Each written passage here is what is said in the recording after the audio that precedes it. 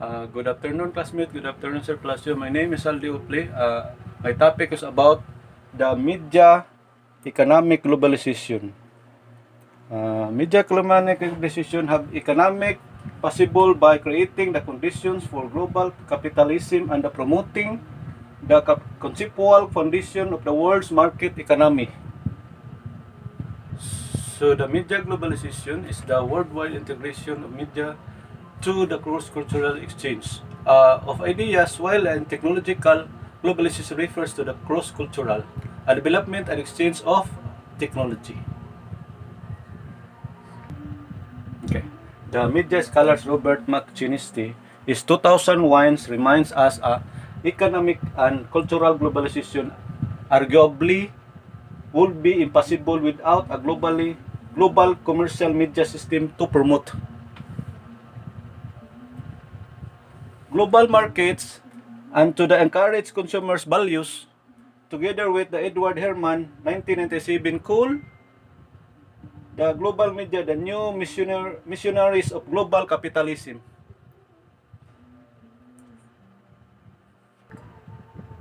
Modern media are the epitome and economic globalization. Machinisi in his study contains that media oligopoly is not interested in the ideology of the global village of evangelism and the culture of values. Catherine Sarikakis 2008 her study of the European Union sees the normative framework the necessary for the legitimation of policies that transform the media across Europe redefined to the public in its relation to the media service and accumulators of cultural goods rather than members of the informed or active citizenry. Uh, the paper discloses to the ways in which audiovisuals and media policies articulate a particular agenda for cultural political diversity in the European Union. It's explored to the approaches to Canada and EU to the questions of social cohesion and problematize their respective agenda priorities. Okay. Adorno and Horkheimer, 2002 critical theorists argued to the culture industry which produced mindless entertainment had great social, political, and economic importance, wherein the proposed to the popular culture is a skin of a factory producing standardized to cultural goods. Films, radio programs, magazines, etc. are used to manipulate mass society into passivity. Consumption of in the easy pleasures of popular culture made available by the mass communication media. Render the people docile and content no matter how difficult their economic circumstances.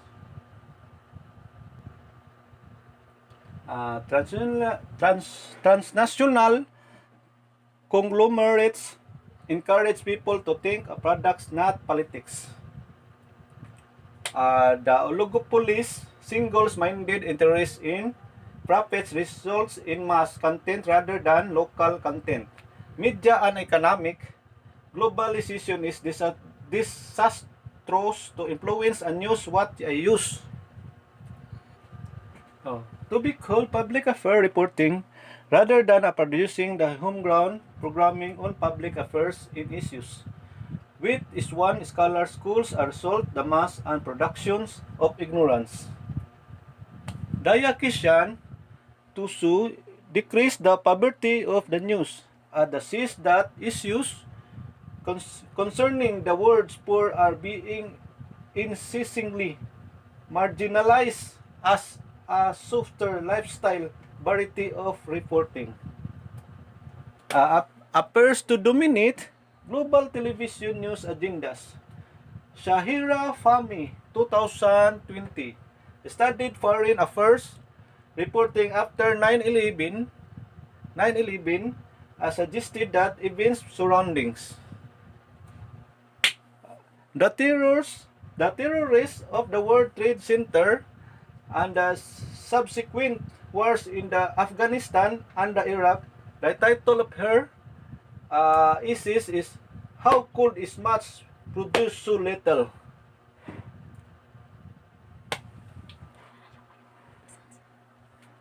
Uh, by the way, my next topic is the effect of globalization on mass media.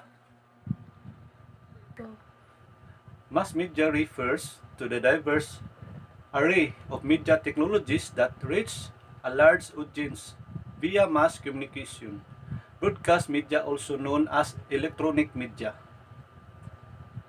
uh, covers a wide spectrum of different communication methods such as television, radio, newspaper, magazines, and any material supplied by the media and press, while print media utilizes physical objects. As a means to send information, inclusive a book, newspaper, magazine, newsletter, comic books, etc., and anything printed, really, although people usually don't consider items, such as sales brochures, to be print media in the same sense of the newspaper magazine is. Photography is also communicated via visual representations. New age media include the mobile phones, computers, and internet. The term of print media compose such organizations which control technologies like the television stations or publishing companies. Globalization refers to the increasingly global relationship, a culture, people, and economic activity.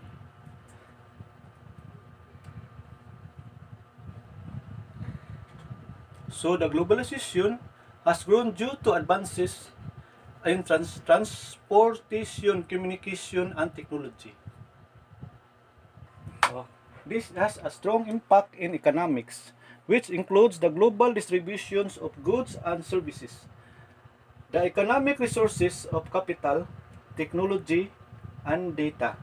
This also includes the transnational circulation of ideas, languages, and popular culture. Anthony Micro considered globalization as a multi-dimensional phenomena. There are the components attached to like communication which regard globalization as the increasing mutual communication. Such the social, political, and economic activities and influences by the transnational events. The intensity, growth, and communications extent will result of the elimination of the distance between domestic and international issues. Through global corporations, the growing of communication establish some issues that transnational level media has much impact to the world, increasing globalization.